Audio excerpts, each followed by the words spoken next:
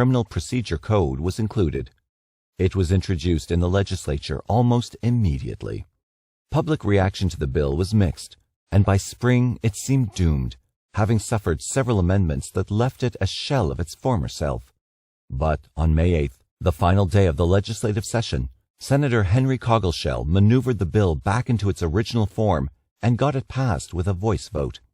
Such political gymnastics were uncommon, but raised few eyebrows in an era known for greed and graft. Governor Hill signed the bill on June 5th, and it was set to become law on January 1st, 1889. From that point forward, condemned criminals in New York would be electrocuted instead of hanged. What remained to be decided, though, was which system, AC or DC, would be used in the New York death chamber.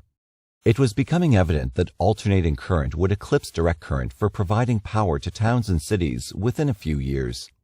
Evident to everyone, that is, except Thomas Edison. In the face of irrefutable proof to the contrary, Edison clung to his belief that direct current systems were better and safer and would eventually dominate the market. In 1887, he began trying to discredit Westinghouse and his AC systems. He asked his staff to collect reports regarding deaths involving alternating current. He hired lobbyists in several states in an attempt to limit the voltages that power lines could legally carry. And most importantly, he made it known that he wanted New York's electric chair to use alternating current. On June 5, 1888, the New York Evening Post published a letter from Harold Brown. The letter was a warning about the dangers inherent in AC power. The New York Board of Electrical Control, Brown said, should ban AC systems before there is a tragic loss of life. Though Brown did not mention it in his letter, he had been an employee of Thomas Edison in the 1870s. There was no absolute proof, but it appears now that Brown was acting as Edison's agent in the fight to brand AC power as dangerous. If this is indeed true, then Brown was well chosen for the task.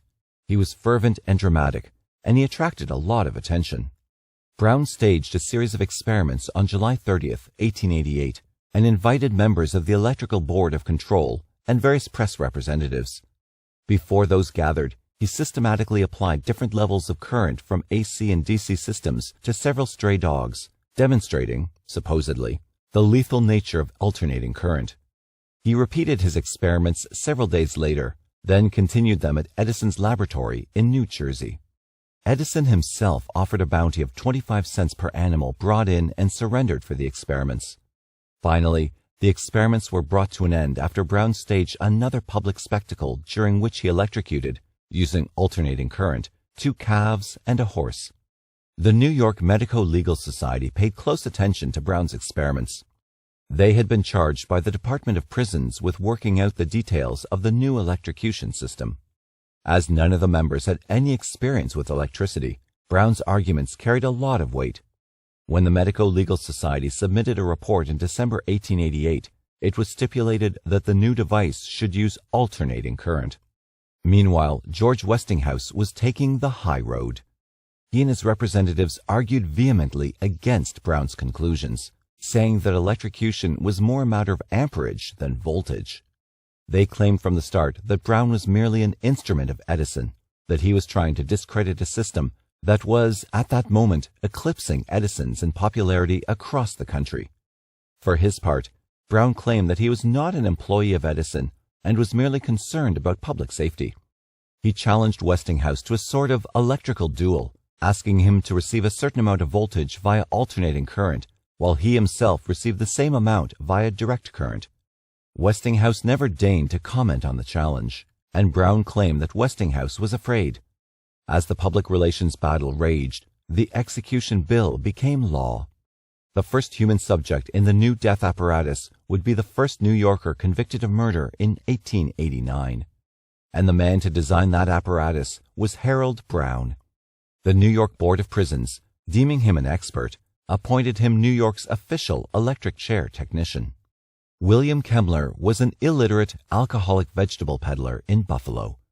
Considering the squalor of the Buffalo slum in which he lived, he was successful. He owned his business, which employed several neighborhood men and boys. Kemmler, though, did not aspire to finer things.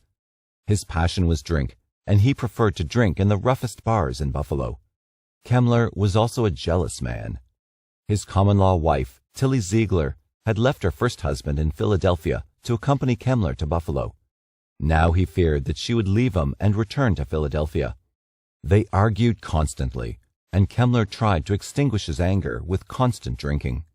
On the morning of March 29, 1889, William Kemmler was drinking beer, trying to soothe the hangover brought on by a furious night of drinking.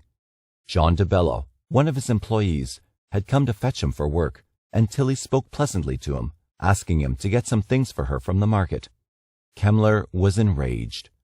He told Tilly that he had noticed that she had packed her trunk to leave, whereupon she claimed that she had merely straightened its contents. Kemmler raged that Tilly had plans to run away with DeBella, that she had been deceiving him, and that she had stolen money from him. Finally, Tilly shouted back that it was all true. Whether the admission was indeed true or was brought on by anger and frustration was never determined. Kemmler, now quiet, left the house and went to the barn. He returned with a hatchet, with which he struck Tilly repeatedly. When he was finished, he went to a neighbor's house. "I killed her," he said. "I had to do it. I meant to. I killed her, and I'll take the rope for it." Kemmler's trial was short. On May 10th, he was convicted of first-degree murder. On May 13th, he was sentenced to death, which was to take place within 3 weeks. William Kemmler was the first man in New York sentenced to death in 1889. Thus, he was to be the first man ever executed using electricity. Almost immediately, a temporary stay of execution was granted, based on an appeal filed by W. Bork Cochran.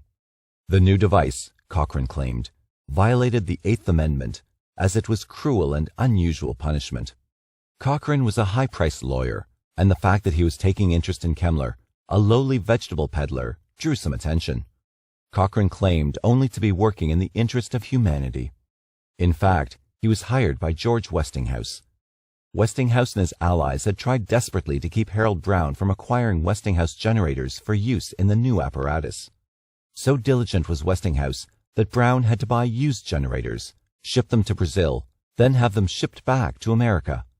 In his dealings with the press, he was always careful to point out that the generators to be used were made by Westinghouse, and that they used deadly alternating current. By hiring Cochran to step in on Kemmler's behalf, Westinghouse was trying to keep his name and business from a potentially ruinous association with death. Kemmler's stay was granted by Judge Edwin Day, who appointed lawyer Tracy C. Becker to conduct the hearings, which would explore Cochran's claims. The hearings began on July 9th, and Cochran was allowed to present his case first. The main thrust of his argument was that electricity was unpredictable. Among his witnesses were men who had taken shocks of huge voltages and lived to tell the tale. Other witnesses had conducted animal experiments